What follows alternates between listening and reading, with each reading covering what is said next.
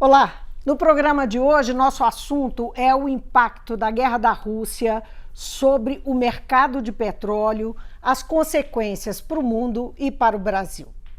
O preço do petróleo, que já vinha em escalada, foi jogado para cima com a eclosão da guerra. A Rússia, que está sob fortes sanções, é o maior exportador mundial de petróleo e gás natural.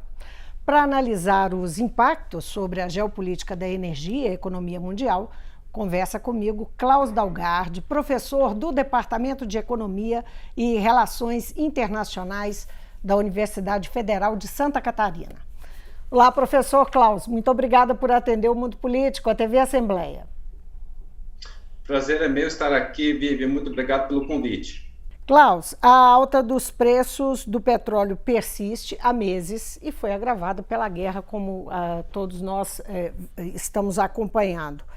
Hoje, as expectativas de resultados das negociações, né, entre Rússia e Ucrânia foram frustradas, as notícias não são boas. Qual que é o peso desse conflito, do que está acontecendo nesse momento, sobre o mercado de petróleo e as consequências para o mundo? Vamos começar de uma forma geral para a gente ir para o particular. Bom, as consequências são absolutamente drásticas, sobretudo no curto prazo, que, como você bem mencionou, elevam drasticamente o preço do petróleo negociado no mercado internacional. E isso tem problemas tanto de curto, médio e longo prazo, sobretudo na pressão inflacionária, já que todos os produtos, toda a cadeia produtiva depende de energia, e um preço mais elevado da energia eleva o preço de tudo.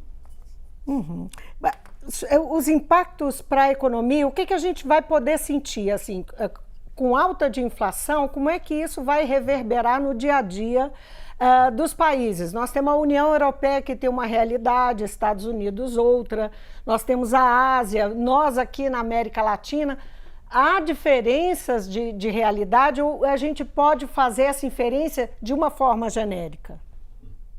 Absolutamente. A alta do petróleo, se lembrarmos uma década e meia atrás, mais ou menos, durante o superciclo das commodities, em que o preço do petróleo atingiu níveis semelhantes aos de hoje e até um pouco mais altos, apesar da perspectiva hoje ser que o preço possa ultrapassar ainda os recordes de 2008, foi seguido pela crise econômica de 2008. Que foi em parte influenciado por isso. E isso acontece num momento muito delicado, que o mundo estava começando a sair de uma grave recessão econômica provocada pela pandemia, então começando aos poucos a pensar em retomar o crescimento, tinha uma demanda latente devido à repressão da economia devido à pandemia, e agora vem com essa alta do preço.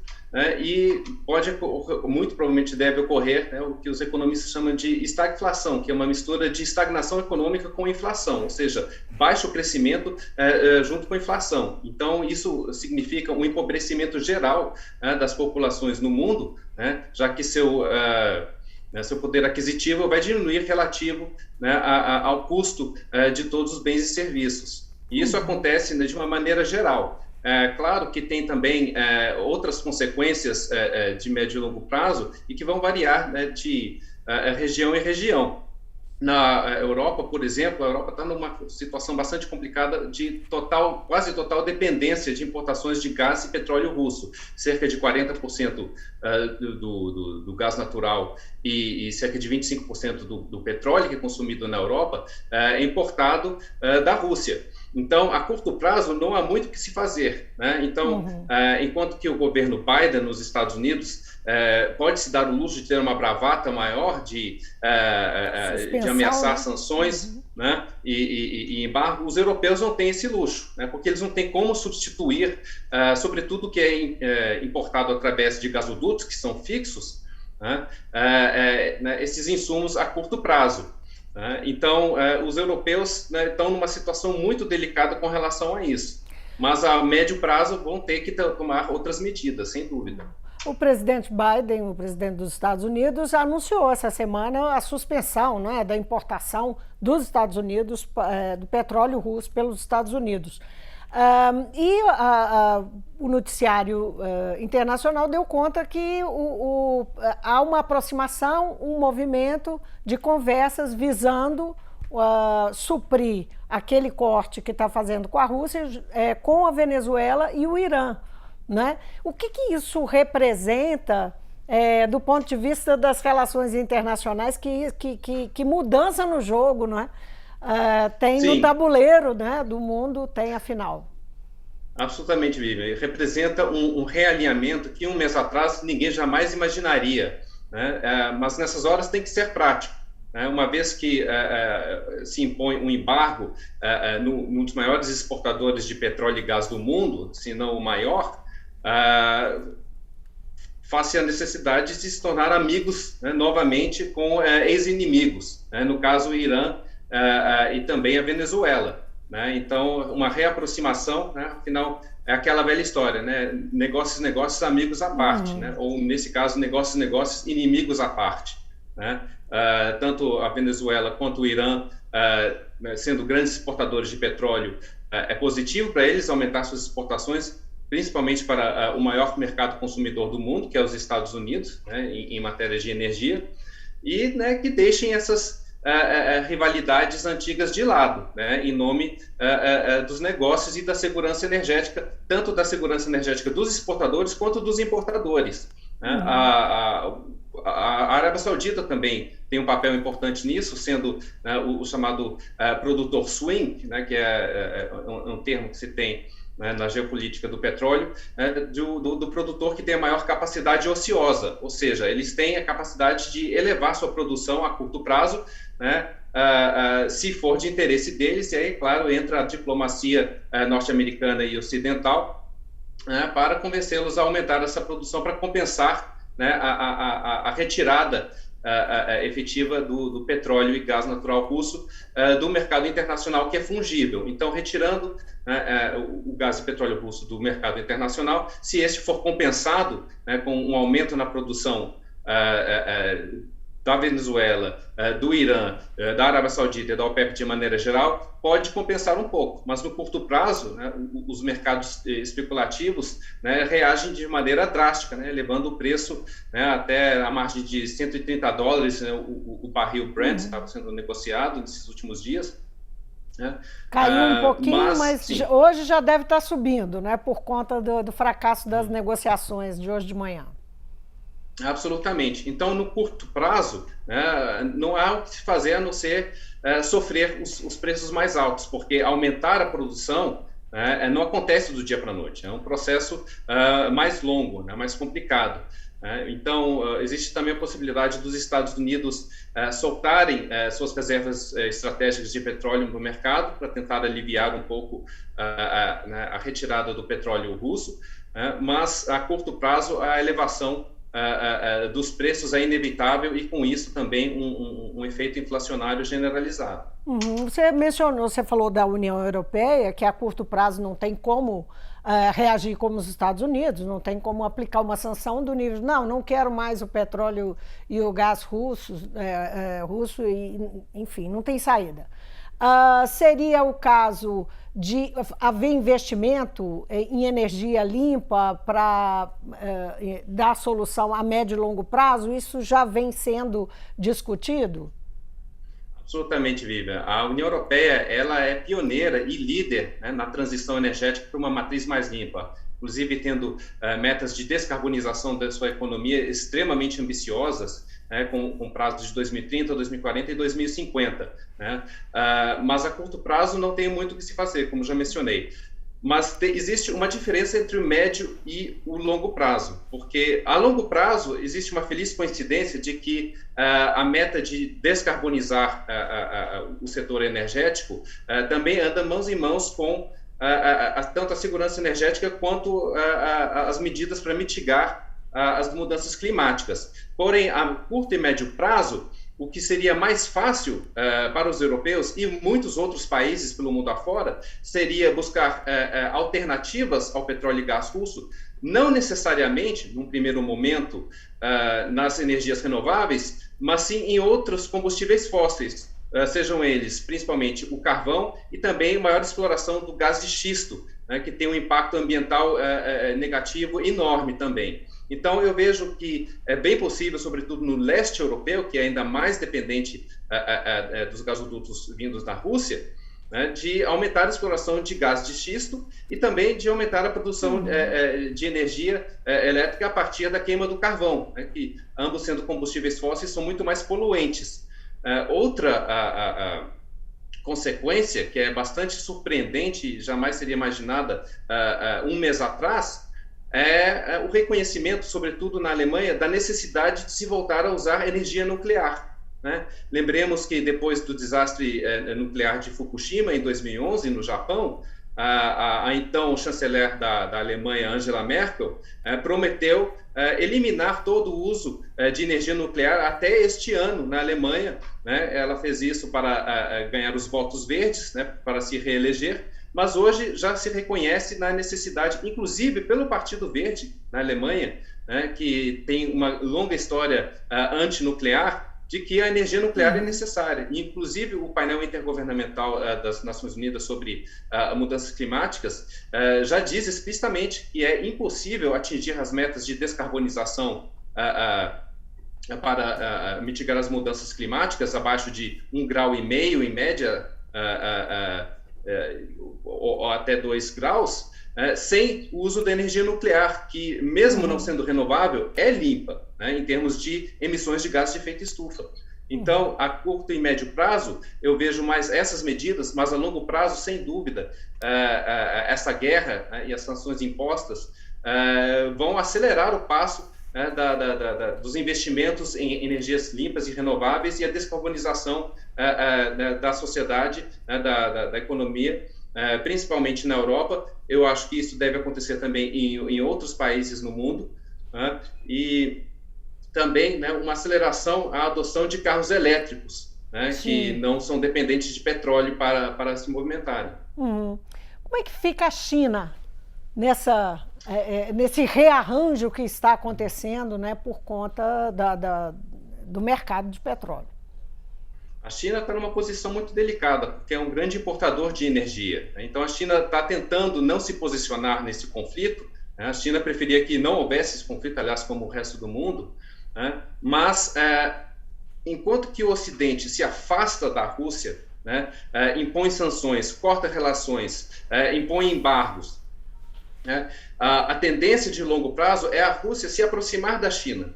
Então, todo o gás e petróleo que, no médio e longo prazo, deixaria de ser exportado para a Europa, que é o maior mercado consumidor das exportações energéticas da Rússia, né, existem previsões já há muito tempo de redirecionar na exportação desses insumos para a China. Seria necessária, claro, a construção de novos gasodutos, né, para transportar o gás e petróleo explorado na parte mais ocidental da Rússia para a parte mais oriental, que tem uma rede de gasodutos ligados à China e o resto do Sudeste Asiático. Então, eu vejo, a longo prazo, uma reaproximação geopolítica e energética entre a Rússia e a China, né, e a Rússia olhando mais para o Oriente do que para o Ocidente.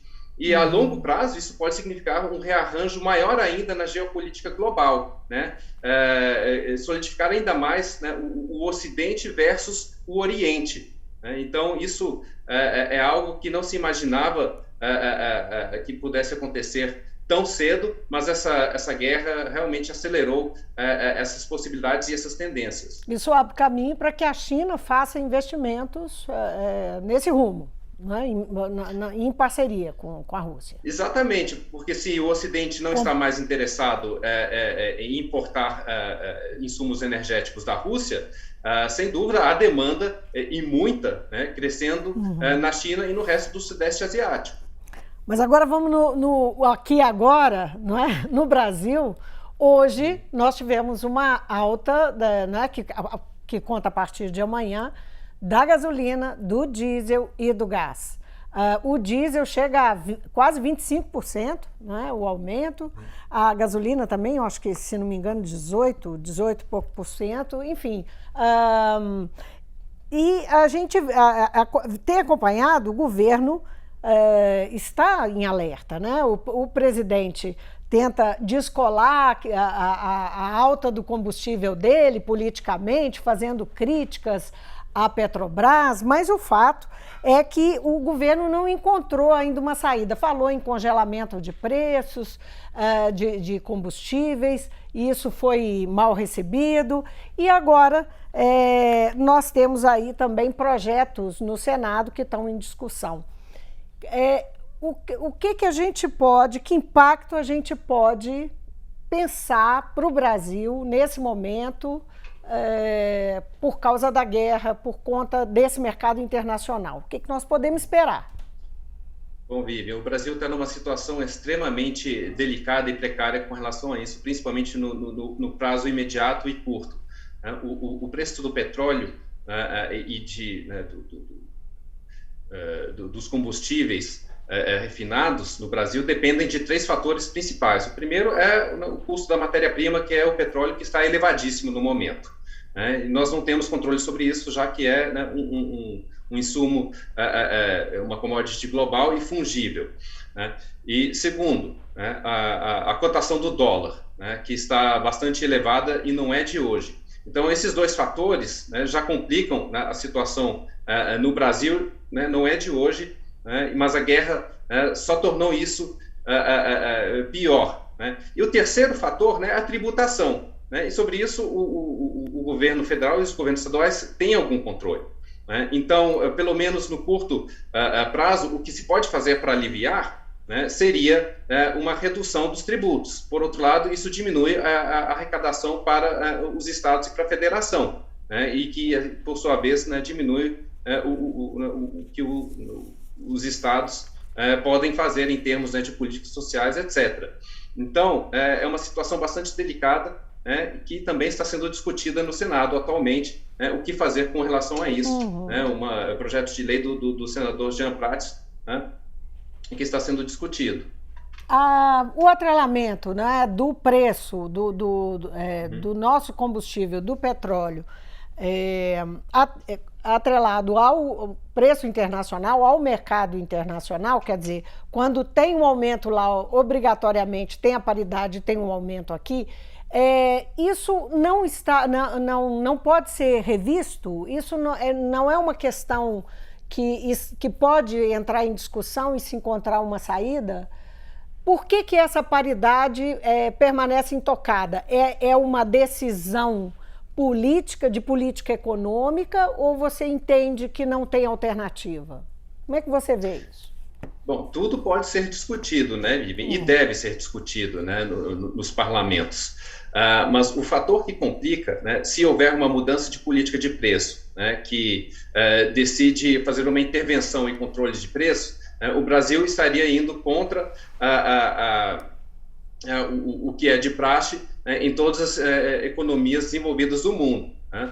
Então, a principal consequência disso, se houvesse uma intervenção nos preços, se o preço deixasse de seguir o livre mercado, a principal consequência seria afugentar os investidores, que não só isso seria extremamente danoso para a Petrobras e seus acionistas, tendo o valor das suas ações despencarem, que, aliás, já vimos sinais disso nos mercados de ações nos últimos dias, mas também, a longo prazo, isso significaria muito provavelmente um possível desabastecimento aqui no Brasil, devido à falta de investimentos nesse setor. Então, seria uma solução popular a curto prazo, seria bem vista pela sociedade, com uma diminuição do preço, mas a longo prazo, as consequências seriam desastrosas. Além disso, qualquer medida para reduzir o preço para todos, medidas que possam reduzir R$1, R$2, R$3, R$4, seja quanto for o litro, seja da gasolina, do diesel, isso indiretamente favorece mais aqueles que não precisam. E então, em termos de quem precisa mais, as populações mais carentes, acaba só tampando o sol com a peneira. Então, seria mais interessante, ao meu ver, pensar em maneiras de ajudar as populações mais carentes a cobrirem esses custos mais elevados da energia, seja energia elétrica, seja o preço dos combustíveis e também da pressão inflacionária que resulta do aumento do preço da energia. Né? Então, né, fugir das regras de mercado é extremamente mal visto lá fora, afugenta os investidores, né, e acaba sendo danoso a longo prazo, né, causando um possível desabastecimento aqui dentro do país. Como é que você avalia esses projetos que estão lá no Senado? Nesse momento que nós estamos conversando aqui, ainda são 2h48, então o Senado ia começar a voltar a discutir os dois projetos, um PL e um PLP, o PLC 11 de 2020 e o PL 1472 de 2021, que podem ser votados ainda nessa tarde. Há uma pressão, inclusive, de vários senadores que começaram a achar que não dá para adiar. Eu queria que você comentasse os projetos e a possibilidade deles realmente serem uma alternativa, funcionarem, não é? Diante das circunstâncias. Bom, um dos projetos, né, fala de alterar, né, a aplicação do ICMS, né, a aplicação de um ICMS monofásico, né, em somente uma fase e somente um tributo, né, para não ir adicionando a cada etapa, né, ter só um valor fixo em vez de uma porcentagem que aumenta à medida que o preço do insumo aumenta, né, ou seja, não só aumenta o custo do insumo, né, que determinado pelo mercado internacional, mas aí, né, a alíquota, né, a porcentagem, né, aumenta em cima disso também. Então, você tem um aumento não só do insumo, mas também um aumento da tributação. Então, é um aumento duplo. Né? Então, você ter, né, a aplicação de um ICMS, um valor fixo, né, em vez de uma porcentagem, né, e só em uma fase, né, e não em todas as fases, né, da fase que vai desde a exploração até o refino e a distribuição, né, eu vejo isso como positivo, porque, inclusive, em algumas ocasiões, né, dependendo do preço do petróleo, né, pode ser que isso signifique, né, uma arrecadação menor para os estados, mas em fases de maior preço, né, seria uma arrecadação maior, como, né, temos agora. Porém, se você tendo um único ICMS, né, isso dá uma maior previsibilidade para os estados em termos, né, dos gastos e da arrecadação. Né? Por outro lado, né, qualquer reforma que fale de intervenção, né, do Estado nos preços, né, isso será mal visto pelo mercado financeiro, né, e a reação será, como já mencionei, né, será afugentar dos investidores, que a longo prazo, né, terá né, consequências drásticas em termos de, né, falta de investimento, que por sua vez leva a menor produtividade e abastecimento aqui dentro do país. E eu ainda adiciono um fator, né, já que todos os países da OCDE, né, da Organização de Cooperação e Desenvolvimento Econômico, chamado Clube dos Ricos, seguem preços de mercado. Né? Então, se nós fugirmos disso, né, podemos esquecer, né, como nação, né, qualquer chance de entrar, né, na OCDE no futuro. Né? Estaríamos, né, nos comportando mais como países altamente intervencionistas, que não tem lugar na OCDE, por exemplo. Então, qualquer intervenção política nos preços, né, ou na política de preços, terá consequências negativas a longo prazo, mesmo que a curto prazo seja bem visto, principalmente no ano eleitoral. Né? Tudo que reduz custos, a população gosta, né, principalmente na hora de votar. Né? Mas tem que tomar cuidado, né, em tomar essas decisões e essas medidas em anos eleitorais, né, pensando só, né, no próximo ano, né, sendo que as consequências, né, serão sentidas, né, por anos e anos no futuro. Agora, o outro projeto, ele trata da criação de um fundo que vai ter como origem, que vai ser alimentado pelos royalties, por uma parte dos royalties, pelo menos, não é? E esse fundo, ele funcionaria com uma alta, ele entraria cobrindo parte do custo. Você acha que isso funciona? Bom, na teoria funciona, né? Tem que ver se funciona na prática, porque depende muito da discricionariedade do executivo. Isso, para fazer um paralelo com outro caso no exterior, né, nos Estados Unidos, isso me lembra um pouco, né, a má gestão, né, ou gestão equivocada da reserva estratégica de petróleo dos Estados Unidos, né, principalmente nos governos de Bill Clinton e de seu sucessor George W. Bush, né, que a ideia da reserva estratégica de petróleo, né, é de tê-la cheia, né, a fim de poder usá-la justamente em situações críticas, como estamos passando agora, né, como passamos no superciclo das commodities e também nas crises de petróleo dos anos 70, né, provocados pela OPEP, que inclusive foi o que levou à criação dessa reserva estratégica de petróleo nos Estados Unidos e nos demais países da OCDE. Então, a ideia é que quando, né, o preço se eleva demais ou existe um embargo que retire parte do petróleo do mercado internacional, que se retire, né, que se solte boa parte dessas reservas estratégicas de petróleo para estabilizar os preços. Mas o que aconteceu nessas duas gestões que eu mencionei? No governo Clinton, né, que foi nos anos 90, um período de preços extremamente baixos de petróleo, o presidente Clinton decidiu vender petróleo da reserva estratégica, né, a fim de arrecadar fundos para equilibrar as contas, né, para atingir a responsabilidade fiscal. Né? Então, o governo acabou perdendo dinheiro com isso, porque tinha comprado o petróleo que tinha colocado lá na reserva estratégica e vendeu numa fase de preços baixos, perdeu dinheiro com isso, né? E também não havia a menor necessidade, acabou reprimindo ainda mais os preços do petróleo na década de 90. Em contrapartida, durante o governo W. Bush, a medida foi a oposta, foi justamente num contexto de uma escalada drástica de preços de petróleo no mercado internacional, que em vez de soltar essa reserva, ele resolveu comprar mais, então acabou perdendo dinheiro, mais uma vez, comprando petróleo caro, para encher uma reserva, justamente no momento que deveria, né, soltar esse petróleo da reserva a fim de estabilizar o preço no mercado internacional. Então, nós temos aqui dois exemplos, né, de um país desenvolvido, né, que toma as decisões incorretas quanto à gestão, né, de um fundo ou de uma reserva estratégica de petróleo.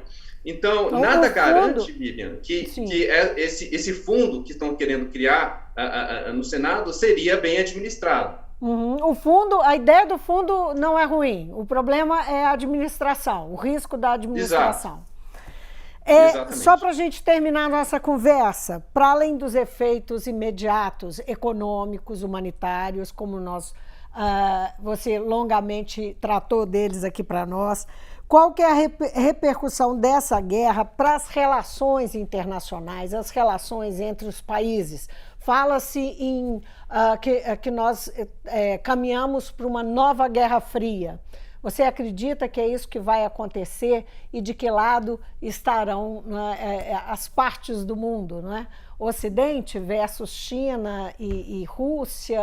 Como é que é? Como é que você vê se vai existir e quem vai estar de que lado? Bom, eu acho que já foi declarada uma nova Guerra Fria, mas eu faria a ressalva de que não é contra a Rússia, né? É contra, né, o governo de Vladimir Putin. Então, enquanto Vladimir Putin continuar no comando da Rússia, sem dúvida haverá um clima de Guerra Fria, né?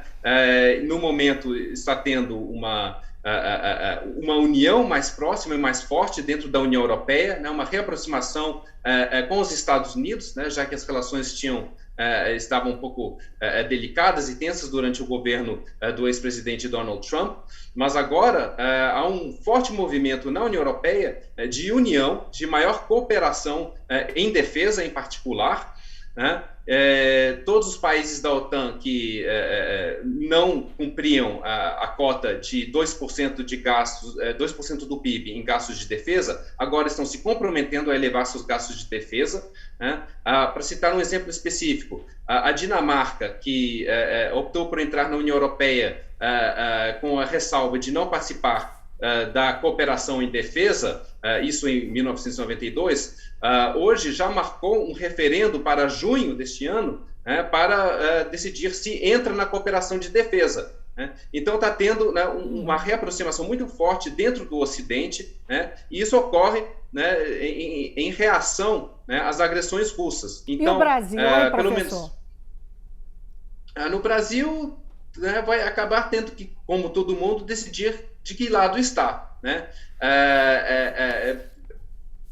pode ser que haja uma certa comodidade em não tomar lados, né, como a China está tentando fazer, né, mas mais cedo ou mais tarde, né, todo mundo se posiciona, porque fica, né, como na Guerra Fria, né, tem essa mentalidade, e também durante a guerra contra o terrorismo, né, que durante o governo de W. Bush, houve essa a mentalidade de ou você está conosco ou está contra a gente, né? Então, ou você está de lado ou está de outro, né? É complicado ficar em cima do muro, né? E se realmente houver uma aproximação a longo prazo entre a Rússia e a China, pode ser que essa parte da cooperação entre os BRICS se fortaleça também, né? E que criem seus próprios mecanismos bancários, né? Uma vez que a Rússia foi retirada do sistema internacional SWIFT, né?